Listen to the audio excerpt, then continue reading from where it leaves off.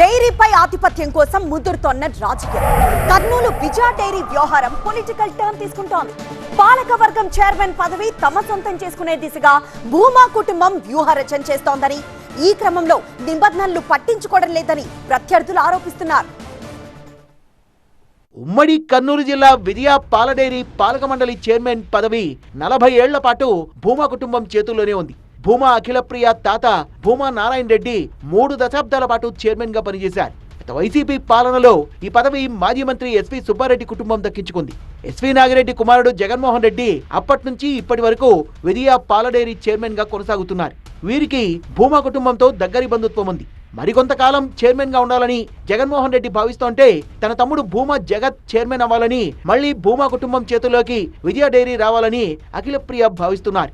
ఏటా 300 కోట్ల రూపాయల టర్నోవర్ ఉండే కర్నూలు విజయ డైరీ పేరుతో అనేక ఉత్పత్తులు నడుస్తున్నాయి. ఈ సంస్థకు 100 కోట్ల ఆస్తులు కూడా ఉన్నాయి. దీంతో విజయ డైరీ పాలకవర్గం తమ అధీనంలోకి రావాలని అఖిలప్రియ ప్రయత్నాలు చేస్తున్నారు.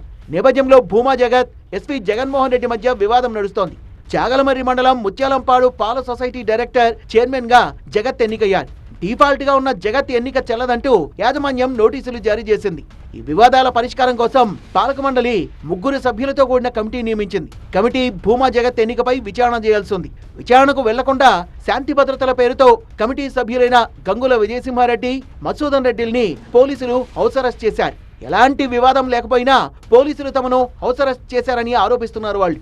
దాని గురించి మాట్లాడకుండా చక్రవర్తుల పల్లె వదిలేసి మళ్ళీ ముత్యాలపాడికి వస్తాడు. అంటే ఇప్పుడు మళ్ళీ ముత్యాలపాడ రాకుండా మళ్ళీ రేపు వేరే దాని ఇలా కాకుండా ఏదన్నా దానికి వివరణ ఇవ్వాలని చెప్పి మేము ముత్యాలపాడు పాలకవర్గ సభ్యులకు నోటీస్ ఇచ్చినాం. ఒక వారం రోజుల కిందట 10 రోజుల కిందట వాళ్ళు కొద్దిగా మేము లేక మళ్ళీ వాయిదా ఈ రోజు ఇవ్వడం జరిగింది. ఈ రోజు మేము త్రిసభ్య కమిటీ ఏదైనా నిర్ణయం తీసుకుంటామనే ఉద్దేశంతో మమ్మల్ని ఈ రోజు పొద్దున్నే హౌస్ అరెస్ట్.